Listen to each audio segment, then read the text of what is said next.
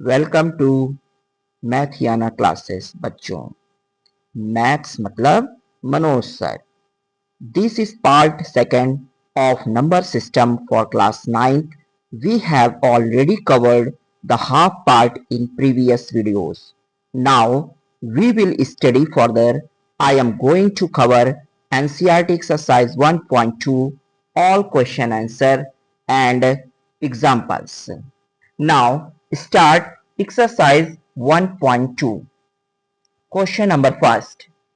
State whether the following statements are true or false. Justify your answers. इस question में आपको ये बताना है ये जो स्टेटमेंट दिया गया है ये ट्रू है या फॉल्स है और साथ में रीजन देना है आपको। तो सबसे पहला क्वेश्चन है every irrational number is a real number. प्रत्येक इरेशनल नंबर क्या रियल नंबर होते हैं? तो मैंने आपको बताया था रेशनल नंबर और इरेशनल नंबर मिलकर के रियल नंबर फॉर्म करते हैं, तो इसलिए क्या हो जाएगा, ये ट्रू हो जाएगा। रीजन क्या ऐड करेंगे? As the collection of all rational and irrational number is a real number. Okay, now next question second.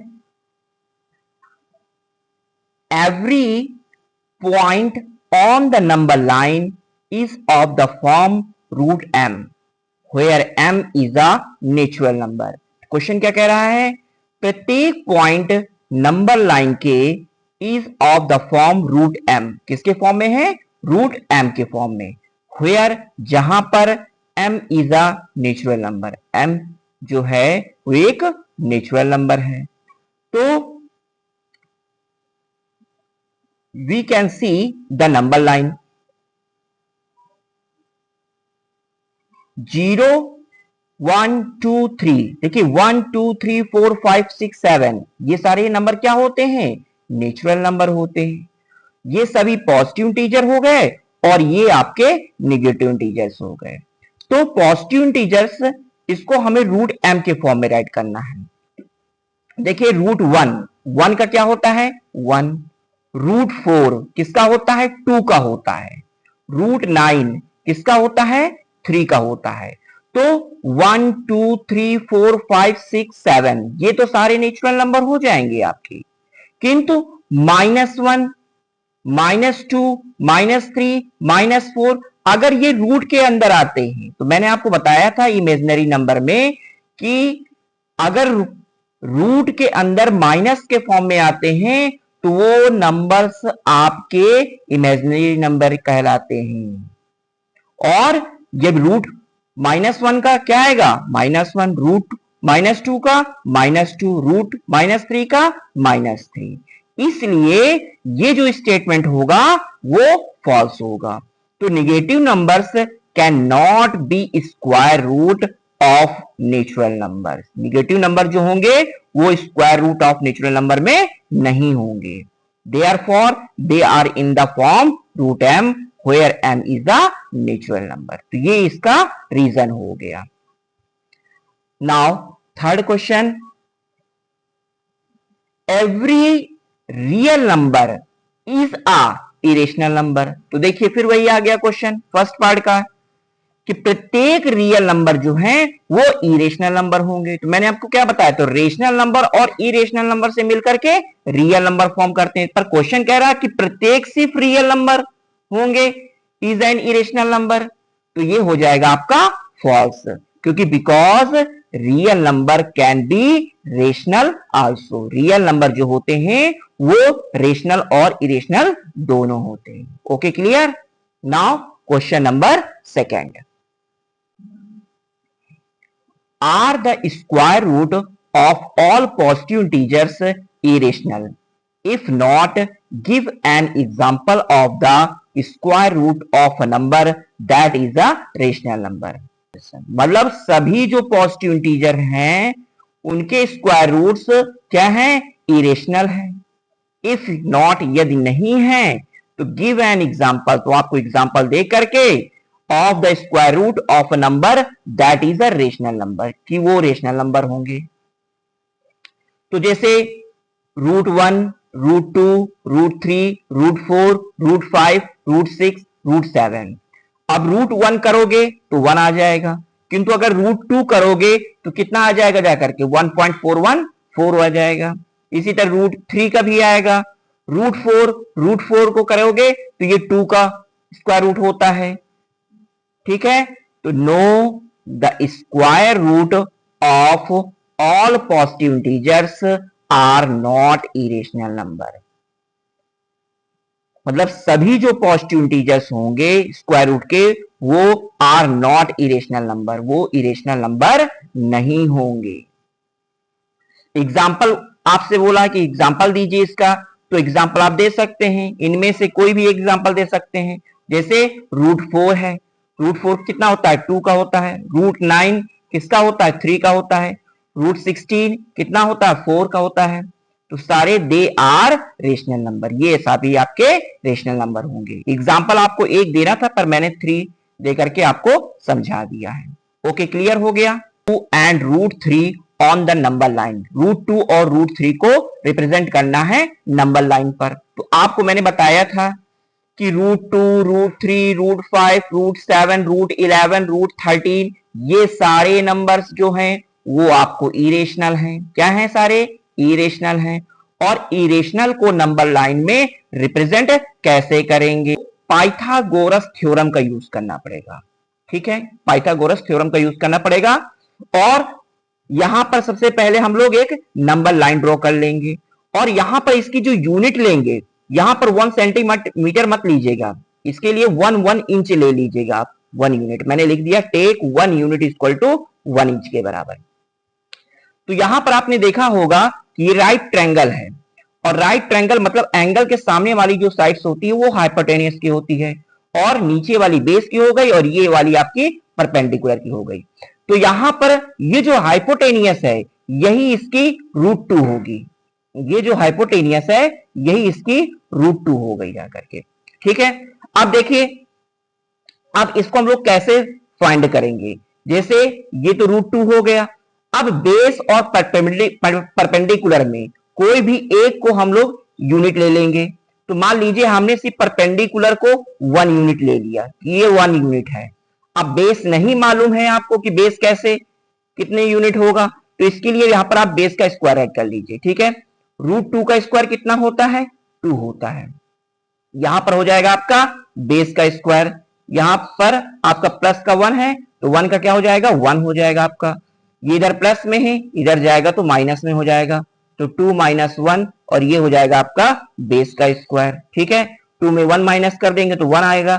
अब यहां पर देखिए यहां पर स्क्वायर है, इधर आएगा स्क्वायर रूट हो जाएगा और स्क्वायर रूट 1 कितना हो जाएगा जाकर के 1 हो जाएगा। तो बेस आपका निकल के आ गया जाकर के 1 यूनिट। तो यहां पर बेस जो है आपको 1 यूनिट ले लेना है, परपेंडिकुलर भी आपको यहां पर 1 यूनिट ले लीजिएगा। ओके, क्लियर हो गया। अब चलिए अब यहां पर ड्रॉ करते हैं हम लोग। बेस आपको यहां पर 1 यूनिट लेना है। ठीक है, तो 1 यूनिट यहां पर 0 से 1 के बीच में रिप्रेजेंट करेंगे। इसको थोड़ा सा हम डार्क किए दे रहे हैं ताकि आपको समझ में आ जाएगा यहां से। ओके, इतना क्लियर हो गया। आप क्या करना है नेमिंग कर लीजिए, ये आपका ए हो गया, इसको आप बी कर लीजिए, ये बी हो गया आपका। ठीक है, अब देखिए ये जो बी पॉइंट है इससे आपको 90 डिग्री का एक एंगल ड्रॉ करना है। तो आप चाहे तो कंपास से ड्रॉ कर सकते हैं और चाहे तो आप प्रोटेक्टर से ड्रॉ कर सकते हैं। तो हम लोग यहां पर प्रोटेक्टर से ड्रॉ करते हैं। सबसे पहले यहां पर 90 डिग्री यहां पर मार्क कर लीजिए प्रोटेक्टर में और ये लाइन ड्रॉ कर लीजिए।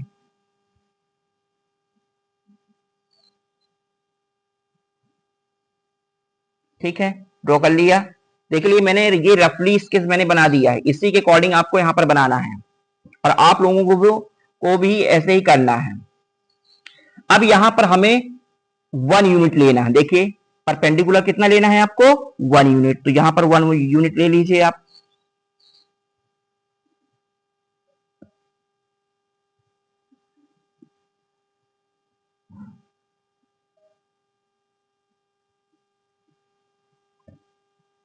अब इस पॉइंट को इस पॉइंट की नेमिंग कर लीजिए, इसको आप सी पॉइंट कर लीजिए, आप इसे ज्वाइन कर लीजिए इससे।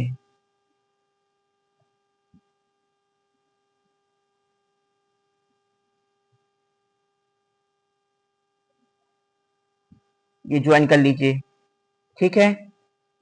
तो ये आपको मिल गया √2, ठीक है।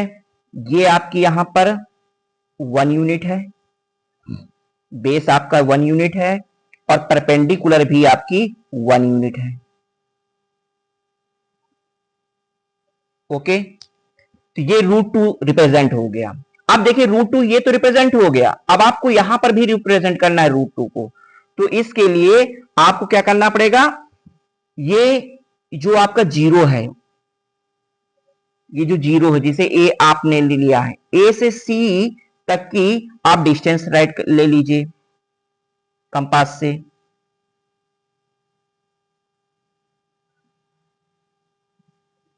ठीक है, अब देखिए यहां से आप ऐसे करके आर्क लगाइएगा। ठीक है, ये आर्क लग गया आपका। इसे भी आप ले लीजिए, इसकी नेमिंग कर लीजिए, आप डी पॉइंट कर लीजिए। तो ये आपकी जो ए से डी तक की जो डिस्टेंस है वो आपका √2 हो जाएगा। कितना हो जाएगा आपका, √2 है। तो अगर सिर्फ √2 की रिप्रेजेंट करना है कि √2 represent on the number line, तो आप ये √2 रिप्रेजेंट कर सकते हैं नंबर लाइन में। ठीक है, और अगर आपसे कहा जाए कि √3 सिर्फ नंबर लाइन पर रिप्रेजेंट करिए, तो इसके लिए सबसे पहले आपको √2 तो ड्रॉ करना पड़ेगा, इसी के आगे आपका √3 भी रिप्रेजेंट हो जाएगा। तो इसीलिए मैंने दोनों क्वेश्चन को एक साथ ले लिया है। अब देखिए क्या करना है, अब आपको ये जो आपका AC, ये OC है, ये आपका दिखाई AC है, AC डिस्टेंस है। अब ये इसे आपको बेस लेना पड़ेगा, इसको आपको क्या करना पड़ेगा, बेस लेना पड़ेगा। तो मतलब आप अपने प्रोटेक्टर को आप यहां पर ऐसे सेट कर लीजिए, देख लीजिए कैसे सेट करना है। ठीक है, अब यहां से आपको 90 डिग्री का ये पॉइंट करना पड़ेगा। अब 90 डिग्री पॉइंट कर लिया आपने, इसके बाद इस पॉइंट से ये लाइन आप ड्रॉ कर लीजिए। इसके लिए कैसे करना पड़ेगा आपको, इसके डिस्टेंस कैसे लेंगे, तो देखिए अब यहां पर भी वही यूज करना पड़ेगा आपको। क्या, पाइथागोरस थ्योरम का यूज कर लीजिए यहां पर भी इस क्वेश्चन के लिए। तो √3 के लिए क्या करना पड़ेगा, यहां पर लिखिए आप, ये आपका हो गया हाइपोटेनियस का स्क्वायर इक्वल टू बेस का स्क्वायर, और यहां पर प्लस का परपेंडिकुलर का स्क्वायर। ठीक है, अब बेस तो आपको मालूम है, बेस क्या हो गया, बेस इसका हो गया जाकर के √2 का स्क्वायर। ठीक है, हाइपोटेनियस आपको √3 रिप्रेजेंट करना है, तो ये √3 का स्क्वायर हो गया। अब परपेंडिकुलर नहीं मालूम कि परपेंडिकुलर कितना लेना है हमको, कितने यूनिट लेनी है। तो √3 का स्क्वायर कितना हो जाएगा 3, √2 का स्क्वायर कितना हो जाएगा जाकर के 2, और यहां पर परपेंडिकुलर का स्क्वायर हो जाएगा आपका परपेंडिकुलर स्क्वायर। तो अब इधर लेकर के आएंगे, ये इधर 2 प्लस का इधर जाएगा तो किसमें हो जाएगा, माइनस में। तो 3 - 2, और ये हो जाएगा आपका परपेंडिकुलर का स्क्वायर। 3 में 2 माइनस कर दीजिए, 1 हो जाएगा, ये परपेंडिकुलर हो जाएगा। अब ये स्क्वायर है, इधर आएगा तो स्क्वायर रूट हो जाएगा, और वो स्क्वायर रूट 1 का कितना आएगा, 1 आएगा। तो परपेंडिकुलर जो होगा वो आपका 1 यूनिट हो जाएगा जाकर के। तो यहां से ये जो परपेंडिकुलर होगी वो आपकी 1 यूनिट लेनी है। तो यहां से देख लीजिए, ये आपने 1 यूनिट ली थी, 1 यूनिट ले लीजिए इसके लिए। अब यहां से आर्क लगा दीजिए 1 यूनिट। ठीक है, अब इस पॉइंट का नेम ले लीजिए, ये डी लिया था, यहां पर ई पॉइंट कर लीजिए, इसको ई पॉइंट कर लीजिए। अब इसे ज्वाइन कर दीजिए, ए से ई तक का डिस्टेंस जो होगा ये हो जाएगा आपका √3 रिप्रेजेंट हो जाएगा, और ये आपकी जो थी वो 1 यूनिट हो गई आकर के। क्लियर हो गया, ये रिप्रेजेंट हो गया। अब आप राइट, अब देखिए अब यहां पर इसका डिस्टेंस भी लेना पड़ेगा √3, तो इसके लिए भी आपको क्या करना पड़ेगा, ए से लेकर के ए से लेकर के ई तक का डिस्टेंस आपको मेजर करना पड़ेगा, ए से ई तक का मेजरमेंट करना पड़ेगा। ठीक, मेजरमेंट कर लिया। अब देखिए, अब ई से आपको आर्क लगाना है।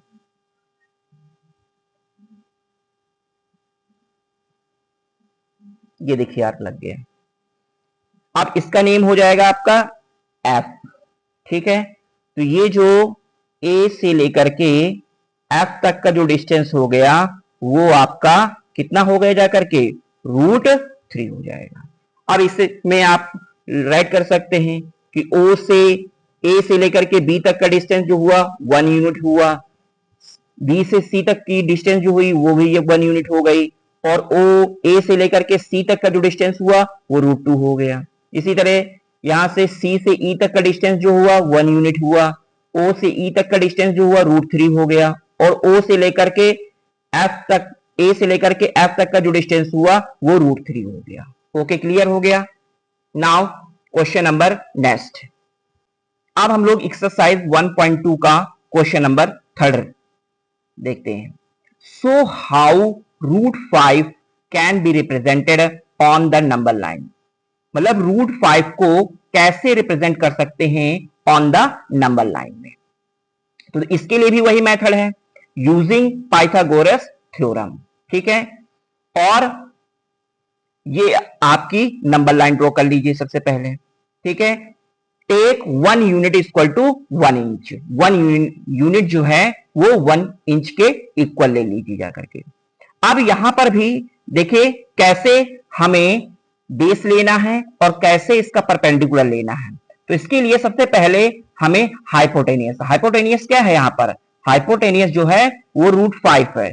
तो √5 का स्क्वायर, बेस कितना लेना है नहीं मालूम है। चलिए परपेंडिकुलर, मैंने क्या कहा था, इन दोनों में से एक को, किसी को भी आप 1 यूनिट ले लीजिएगा, तो 1 यूनिट स्क्वायर हो गया जाकर के। अब बेस नहीं फाइंड है, आपको फाइंड करना है, तो √5 का स्क्वायर कितना होगा जाकर के 5 होगा जाकर के, और ये हो जाएगा आपका बेस का स्क्वायर हो गया जाकर के, और ये हो गया जाकर के 1 का स्क्वायर कितना होगा जाकर के 1 हो गया जाकर के। अब इधर ये प्लस में, इधर आएगा तो माइनस में हो जाएगा, तो 5 में 1 माइनस कर देंगे तो ये आपका बेस का स्क्वायर हो गया जाकर के। 5 में 1 माइनस करेंगे कितना आएगा 4, अब इधर स्क्वायर है तो इधर आ जाएगा स्क्वायर रूट हो जाएगा। अब देखिए 4 कितना किसका होता है 2 का होता है, तो ये हो जाएगा आपका बेस 2 यूनिट। कितना हो जाएगा आपका 2 यूनिट। तो ये बेस आपको 2 यूनिट लेनी है। ठीक है, परपेंडिकुलर कितना लेनी है 1 यूनिट ले लेनी है, और ये √5 हो जाएगा हाइपोटेनियस। क्लियर हो गया। अब सबसे पहले हमें बेस लेना है। देखिए जो भी लेना हो 0 से ही लेना है आपको। और कितने यूनिट लेनी है इससे हमें 2 यूनिट लेनी है। तो सबसे पहले आप 2 यूनिट ले लीजिए बेस। ठीक है, अब इसकी नेमिंग कर लीजिए।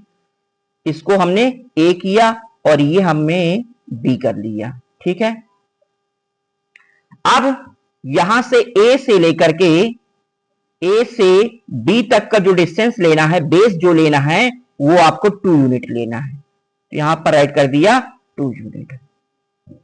ओके, क्लियर हो गया। अब इसके बाद हमें एक परपेंडिकुलर लाइन ड्रॉ करनी है। तो परपेंडिकुलर लाइन ड्रॉ करने के लिए हम लोग प्रोटेक्टर का यूज करते हैं, और प्रोटेक्टर से 90 डिग्री ये पॉइंट मार्क कर देते हैं। अब यहां से एक लाइन ड्रॉ कर लेते हैं। ठीक है, इतनी ड्रॉ कर लीजिए। चलिए अब देखिए परपेंडिकुलर कितना होना चाहिए 1 यूनिट होना चाहिए। तो इसके लिए आपको 1 यूनिट लेना है, 2 यूनिट नहीं लेना है, 1 यूनिट। तो पॉइंट बी से आप 1 यूनिट का यहां से मार्क कर दीजिए। ये मार्क कर दिया। अब इस पॉइंट को ले लीजिए, ये हो गया हमारा सी पॉइंट। ठीक है, कितना हो गया सी पॉइंट हो गया। अब ए से सी तक की डिस्टेंस हम ज्वाइन कर देते हैं। ए से सी तक का डिस्टेंस ज्वाइन कर देते हैं, और ये जो AC हो जाएगा ये हमारा हो जाएगा √5 हो जाएगा जाकर के। ठीक है, तो ये तो डिस्टेंस हो गया। अब ये भी डिस्टेंस निकालना है हमें √5।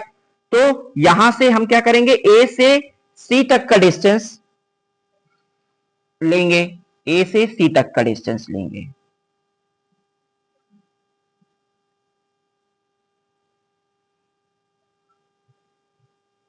ठीक है, अब देखिए